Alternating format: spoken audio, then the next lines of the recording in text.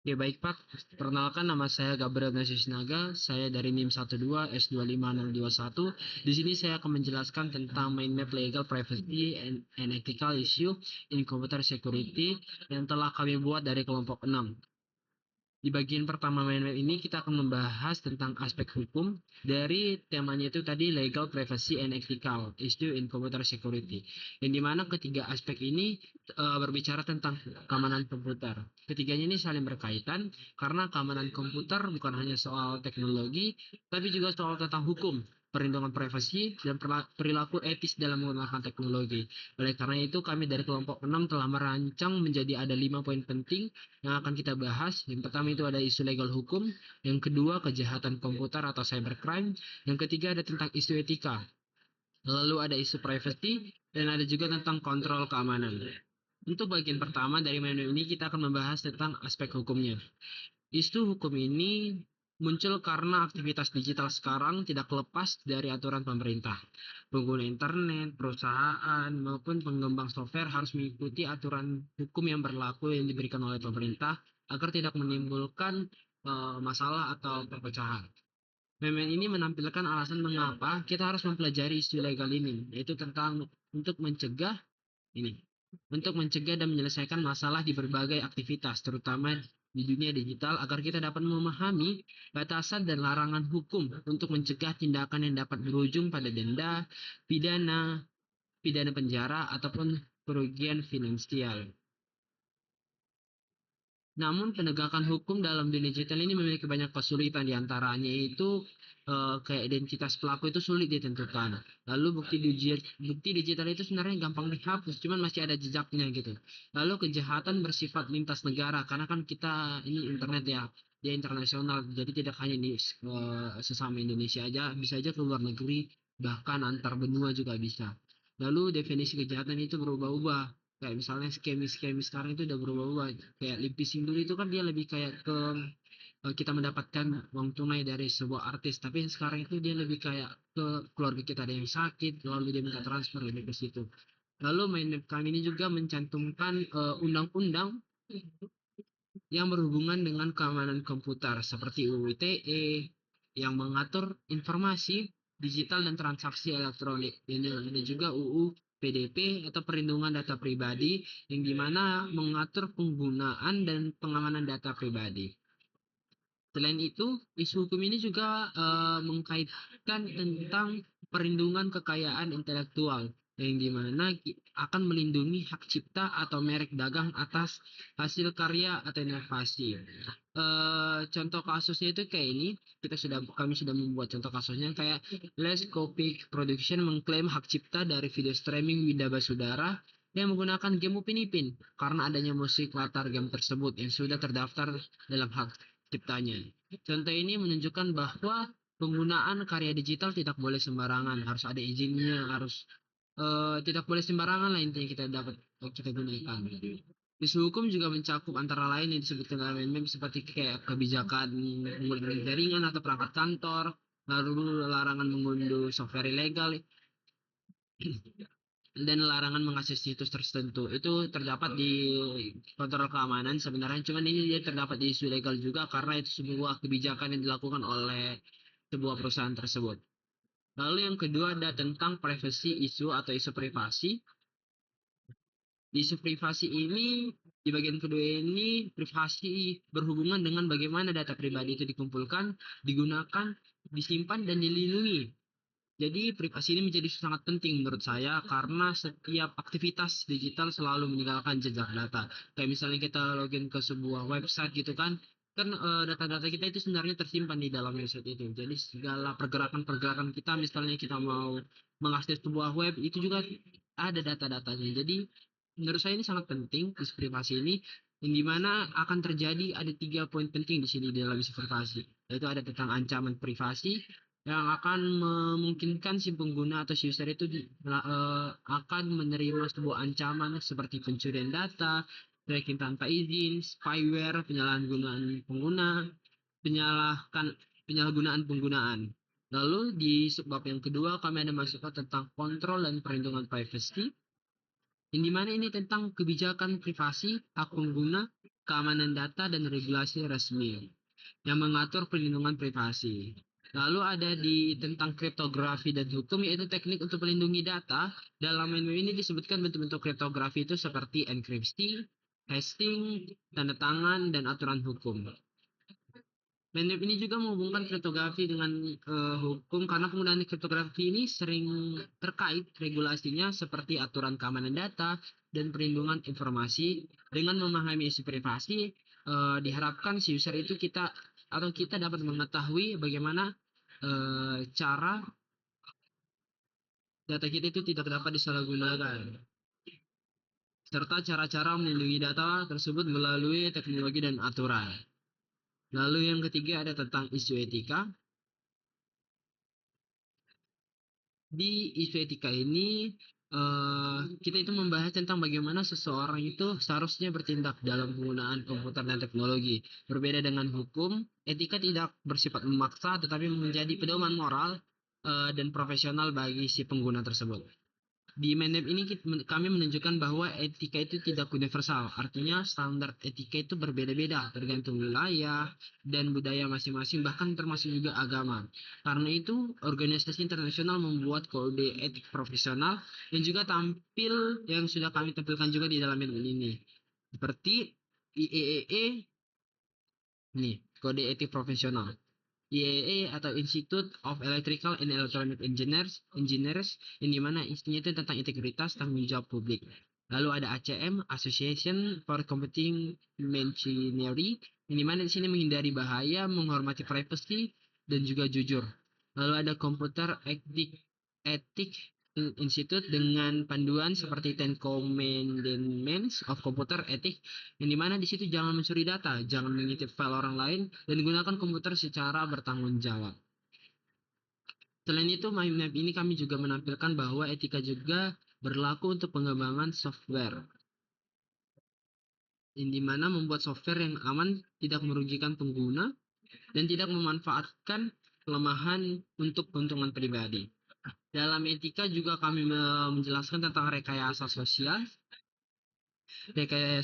atau social engineering, yang dimana rekayasa sosial itu adalah manipulasi psikologis untuk mendapatkan informasi tanpa izin. Di mind map ini kami memberikan beberapa contoh seperti phishing, yaitu menyamar menjadi pihak terpercaya, atau pencurian data. Jadi sebenarnya phishing ini banyak contohnya, tidak hanya dari sebuah kayak link terus masukkan password, tidak juga, tapi ini juga termasuk untuk menjadi pihak terpercaya bagi mereka. Lalu ada pretexting, yaitu membuat skenario palsu untuk memanipulasi korban.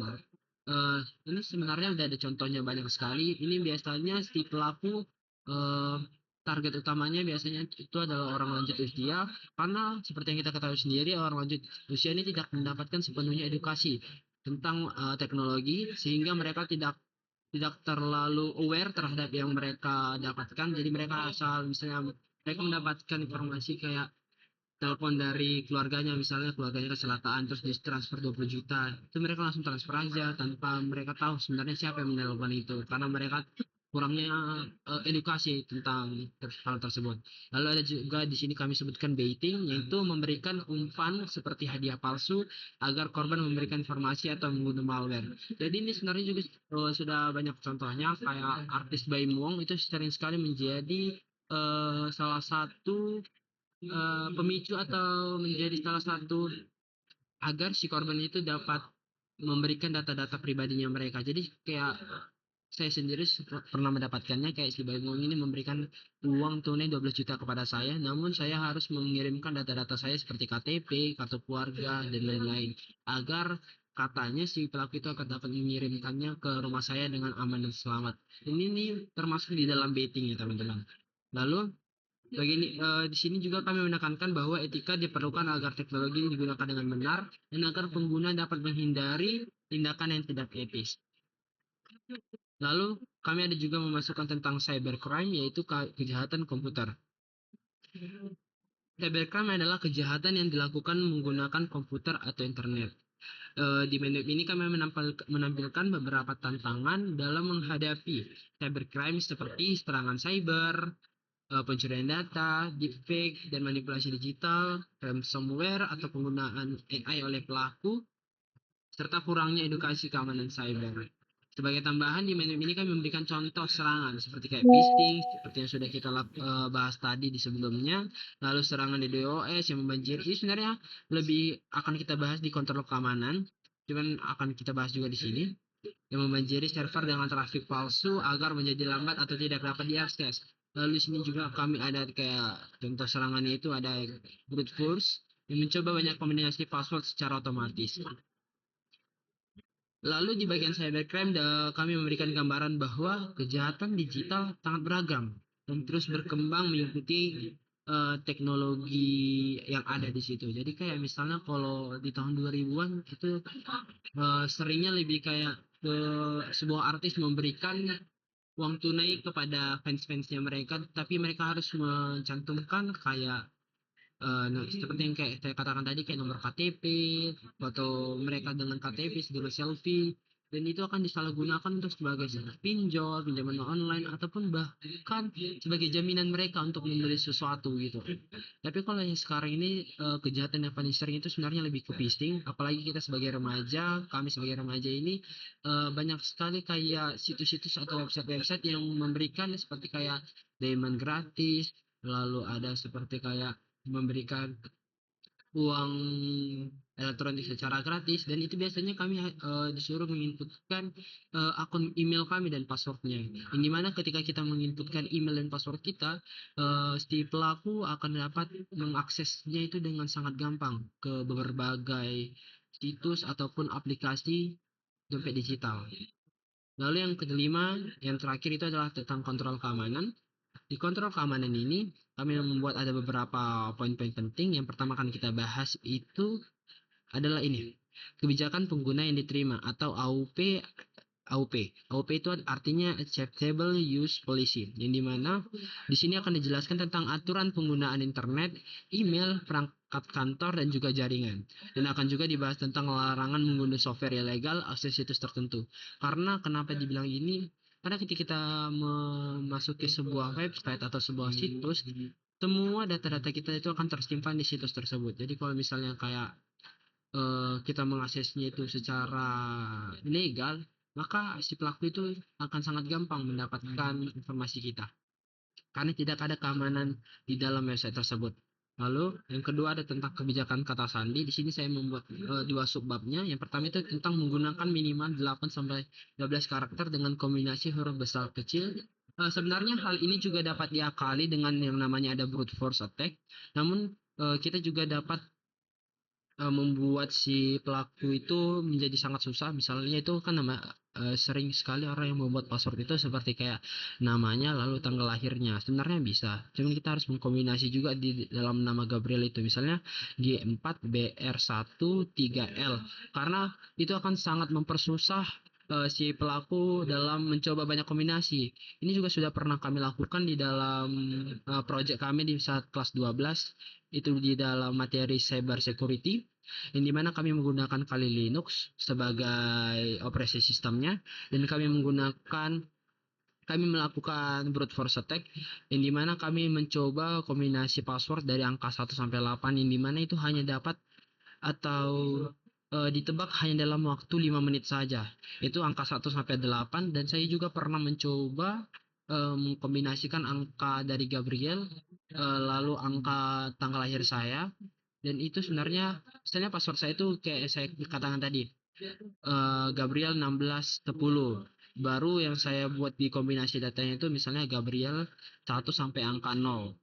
Itu sih kemarin saya coba pada saat mata kuliah di kelas 2, mata pembelajaran di kelas 12 kemarin, itu si sistemnya itu dapat mengakses atau menemukan password saya itu di menit ke 30 menitan. Jadi itu cukup lama juga sebenarnya karena ada masuk angka. Itu masih angka ya teman-teman. Belum saya masukkan simbol. Ketika simbol itu hampir 50 menitan. Lalu saya buat lagi password saya ketika yang saya bilang tadi, misalnya G4BR3IL, itu satu harian belum bisa ketebak teman-teman. Jadi ini mana saya memberikan informasi ke teman-teman semua agar menggunakan password dengan sangat susah dan juga menggunakan kombinasi yang sangat beragam.